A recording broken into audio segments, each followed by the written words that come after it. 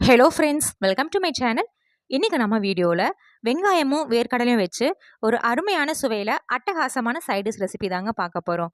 இது idli, dosa, appam, uttapam, tiffin varieties கூட சாப்பிட்றக்கும், வெள்ளை சாதத்து கூட நெய்யோ நல்லெண்ணெய் விட்டு சாப்பிட்றக்கும், தயிர் சாதத்து கூட தொட்டுட்டு சாப்பிட்றக்கும் அட்டகாசமாக இருக்குங்க. செய்கிறது ரொம்ப சிம்பிள் தாங்க, ஆனால் டேஸ்ட்டு ரொம்பவே சூப்பராக இருக்கும். வாங்க எப்படி பண்ணுறதுன்னு பார்க்கலாம். இன்றைக்கி மீடியம் சைஸ் பெரிய வெங்காயம் 3 வெங்காயம் எடுத்து வச்சுருக்கீங்க. இதை தோல் நீக்கிட்டு ஸ்லைசஸாக கட் பண்ணி எடுத்துக்கலாம். நீங்கள் விருப்பப்பட்டால் பெரிய வெங்காயம் பாதி, சின்ன வெங்காயம் பாதியும் சேர்த்துக்கலாம். நான் இன்றைக்கி பெரிய வெங்காயத்தில் மட்டுமே செய்கிறேன்.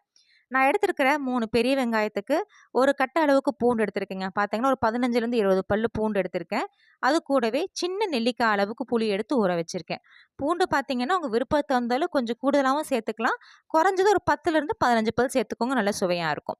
அடுத்ததான் ஸ்டவ்வில் ஒரு பேன் வச்சுட்டு அதில் 100 கிராம் அளவுக்கு பச்சை வேர்க்கடலை சேர்த்துருக்குறேங்க. இது தோல் பிரிஞ்சு நல்லா செவந்து வறுப்பட்டு வரணும், அந்த அளவுக்கு நல்லா வறுத்து எடுத்துக்கலாம். ஒரு 5 நிமிஷத்துக்கிட்ட நல்லா வறுத்தோம்னா இந்த மாதிரி நல்லா தோல் பிரிஞ்சு செவந்து வறுபட வர ஆரம்பிச்சிருக்கும். இந்த அளவுக்கு நல்லா வறுத்ததுக்கு அப்புறமா ஃப்ளேம் ஆஃப் பண்ணிவிட்டு இது ஒரு பிளேட்டில் சேர்த்துட்டு தோல் நீக்கி எடுத்து வச்சுக்கலாங்க. அடுத்ததாக ஒரு மிக்சர் ஜாரில் நம்ம ஏற்கனவே கட் பண்ணி வச்சுருந்த பெரிய வெங்காயம் எல்லாத்தையும் சேர்த்துக்கலாம். தண்ணி எதுவும் சேர்க்க வேண்டாங்க, வெங்காயம் மட்டும் சேர்த்துனா போதும்.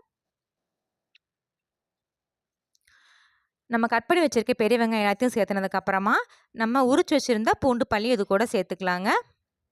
அடுத்ததான் இது கூட நம்ம வறுத்து தோல் நீக்கி எடுத்து வச்சுருந்த வேர்க்கடலையிலேருந்து ஒரு 50 கிராம் அளவுக்கு சேர்த்துக்கிறேன். 50 கிராம் சேர்த்தாலே போதுமானதாக இருக்கும். உங்கள் விருப்பத்துக்கு தகுந்த மாதிரி இதை விட கொஞ்சம் கூடுதலாக சேர்த்துக்கோங்க, ரொம்ப அதிகமாக சேர்த்துற வேண்டாம். ஒரு 50 கிராம்லேருந்து ஒரு 70 கிராம் அளவுக்கு சேர்த்திங்கன்னா போதுமானதாக இருக்கும். கூட காரத்துக்காக 3 வரமிளகாய் சேர்த்துருக்குறேன். நீங்கள் பச்சை மிளகாயும் சேர்த்துக்கலாம். மிளகாய் உங்கள் காரத்துக்கு தகுந்தாலும் கூடவோ குறைவோ சேர்த்துக்கோங்க. வர மிளகாய்க்கு பதிலாக நீங்கள் மிளகாய் தூளும் சேர்க்கலாம். அடுத்ததாக ஒரு கைப்பிடி அளவுக்கு ஃப்ரெஷ்ஷான கருவேப்பிலை சேர்த்துட்டு இதுக்கு தேவையான அளவு உப்பு சேர்த்துக்கலாங்க. சேர்த்துட்டு இதுக்கு ஒரு மூடி போட்டு கொரகொரன்னு அரைச்சி எடுக்கணுங்க. நைஸாக அரைச்சிடக்கூடாது, நல்லா இருக்காது. அந்த வேர்க்கடலை தட்டுப்படுற மாதிரி கொரகொரப்பாக அரைச்சிடுங்க. தண்ணி எதுவும் சேர்க்கக்கூடாதுங்க.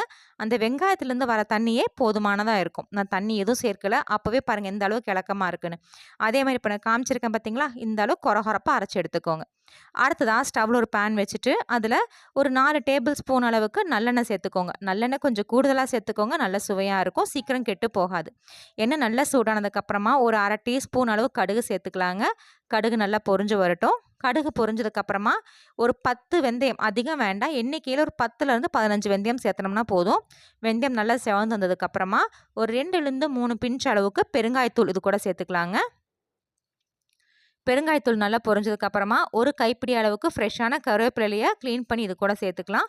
அதுக்கு முன்னாடி இது கூட நான் 1 டீஸ்பூன் அளவுக்கு சாம்பார் மிளகாய்த்தூள் சேர்க்குறேன். நான் ஏற்கனவே 3 வரமிளகாய் சேர்த்துருக்கிறேன். இப்போ 1 டீஸ்பூன் அளவுக்கு சாம்பார் மிளகாய்த்தூள் சேர்த்துக்கிறேன். கூட ஒரு கைப்பிடி அளவு கருவேப்பிலையும் சேர்த்துட்டு கருவேப்பிலை நல்லா பொரிஞ்சு வரணும். கருவேப்பிலை நல்லா பொரிஞ்சதுக்கப்புறமா நம்ம அரைச்சி வச்சுருந்த வெங்காயம் விழுது அது கூட சேர்த்துக்கலாங்க. நீங்கள் விருப்பப்பட்டீங்கன்னா இந்த டைமில் ஒரு 10 பல்லு பூண்டு 1க்கு 2 தட்டியும் சேர்த்துக்கோங்க. நான் கிட்டத்தட்ட பார்த்தீங்கன்னா 20 பல் பூண்டு அரைக்கும் போதே சேர்த்துனதுனால நான் இப்போ சேர்க்கலை. நம்ம அரைச்சி வச்சுருந்த விழுதெல்லாம் இது கூட சேர்த்துக்கலாம். இப்போயும் தண்ணி எதுவும் சேர்க்கக்கூடாதுங்க. மிக்சர் ஜாரில் நம்ம அரைச்சி வச்சுருந்த அந்த விழுது மட்டும்தான் இப்போ இந்த பேனில் சேர்க்கணும். சேர்த்துட்டு அந்த மிளகாய்த்தூளோட நல்லா கலந்து விட்டு எடுத்துக்கணும். அந்த எண்ணெய் மிளகாய்த்தூளோட நல்லா கலந்து வந்துடணும். நல்லா கலந்ததுக்கு அப்புறமா இது கூட நம்ம ஏற்கனவே ஊற வச்சிருந்த புளி நல்லா கரைச்சிட்டு அதில் ஒரு 1/4 பங்கு மட்டும் சேர்த்துக்கலாம். சேர்த்துட்டு டேஸ்ட் பண்ணி பார்த்துட்டு பத்தலைனா திரும்பி சேர்த்துக்கலாங்க. ஒரு 1/4 பங்கு புளியை மட்டும் சேர்த்துட்டு நல்லா கலந்து விட்டு உப்பு, காரம், புளிப்பு எல்லாம் செக் பண்ணி எடுத்துக்கலாங்க. எனக்கு உப்பு, காரம், புளிப்பு செக் பண்ணதில் எனக்கு உப்பு மட்டும் கொஞ்சம் பத்தலை. நான் உப்பு மட்டும் சேர்த்துக்கிறேன். சேர்த்துட்டு கூட எனக்கு புளிப்பும் கொஞ்சம் கம்மியாக இருக்கிற மாதிரி இருந்துச்சு. அதனால் அதில் பார்த்தீங்கன்னா ஒரு டேபிள் ஸ்பூன் அளவுக்கு ஒரு கெட்டியான புளி தண்ணியும் சேர்த்து நல்லா கலந்து விட்டுட்டு திரும்ப உப்பு, காரம், புளிப்பு எல்லாம் செக் பண்ணதுக்கப்புறமா நீங்கள் விருப்பப்பட்டால் இதுக்கு மேலாப்படி ஒரு டேபிள் ஸ்பூன் அளவுக்கு நல்லெண்ணெய் சேர்த்துக்கலாம். அது கம்ப்ளீட்டாக ஆப்ஷனல் தான். இல்லை நான் ஏற்கனவே நிறைய எண்ணெய் சேர்த்துட்டேன் அப்படின்னா நீ இப்போ சேர்க்க வேண்டிய அவசியம் இல்லைங்க. நான் வந்து இதுக்கு மேலே ஒரு டேபிள் ஸ்பூன் அளவுக்கு நல்லெண்ணெய் அப்படியே மேலே அப்படியே சேர்த்துக்கிறேன். சேர்த்துட்டு இதுக்கு ஒரு மூடி போட்டுட்டு லோ ஃப்ளேமில் வச்சு ஒரு 10 நிமிஷம் அப்படி எண்ணெய் பிரிஞ்சு நல்லா அந்த வெங்காயத்தோட பச்சை வாசனை போய் நல்லா கொதிச்சு வரணுங்க. அந்த அளவுக்கு நல்லா கொதிக்க வச்சு எடுத்துக்கோங்க. ஒரு 10 நிமிஷம் கழிச்சு ஓப்பன் பண்ணி பார்த்தீங்கன்னா, எண்ணெயெல்லாம் லைட்டா மேல அப்படியே சைடுல பிரிஞ்சு வந்து பேன்ல ஒட்டாம அப்படியே தெரம்பி வரும். அதே மாரி பார்த்தீங்கன்னா, உங்களுக்கு அந்த வெங்காயத்தோட பச்சை வாசனை துளி கூட இருக்காது. அந்த வேர்க்கடலையோட மணம் நல்லா அப்படி நமக்கு வரும். இந்த அளவுக்கு நல்லா சுருள சுருள வதக்கி எடுத்துக்கணுங்க.